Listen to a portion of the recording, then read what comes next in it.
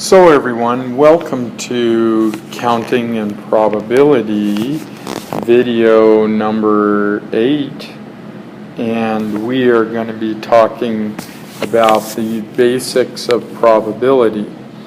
And so the first thing I want to talk about are 3 vocabulary words. The first word is experiment. What is an experiment? Well, it is a set of outcomes which are uncertain. So for instance, it could be like an experiment in chemistry where you're pouring chemicals together and you're getting some kind of reaction, but the outcome is uncertain until you see what happens. Or it could be like a probability experiment where you roll a die and you don't know whether it's going to land on a 1, 2, 3, 4, 5, or 6. So that's an experiment. It's a set of outcomes that are uncertain in an activity. What's a sample space then? A sample space is the set of all outcomes of an experiment. Let me say that again. A sample space is the set of all outcomes of an experiment. What's an event?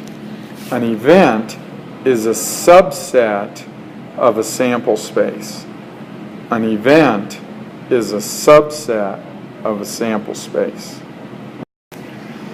So, once you have these 3 vocabulary words, we illustrate a sample space by the capital letter S, and we illustrate an event by the capital letter E.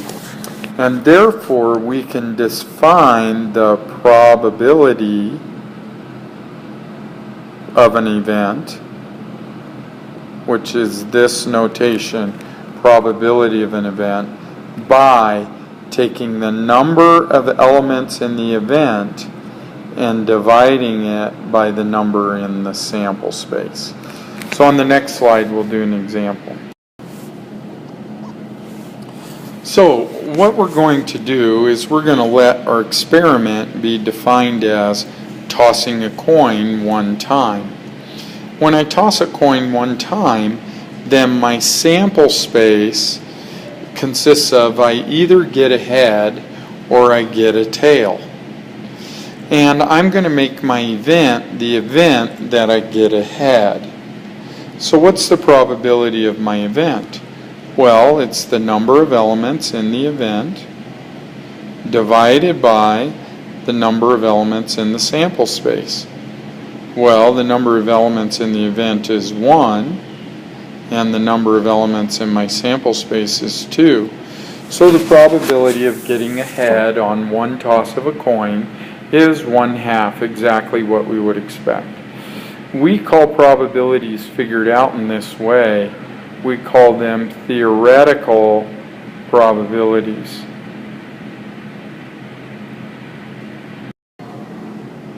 So what we want to do is we want to do an example. I'm going to set it up here and you're going to see it in just a moment.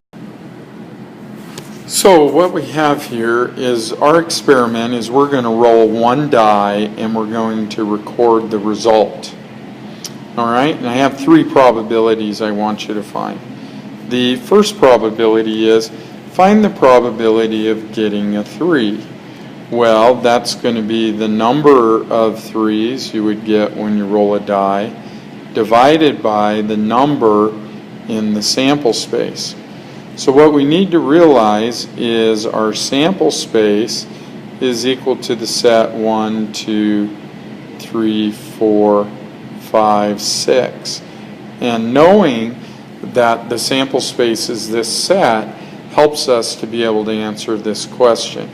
So the number of 3s I would get when I roll 1 die is just 1. The number in the sample space is 6.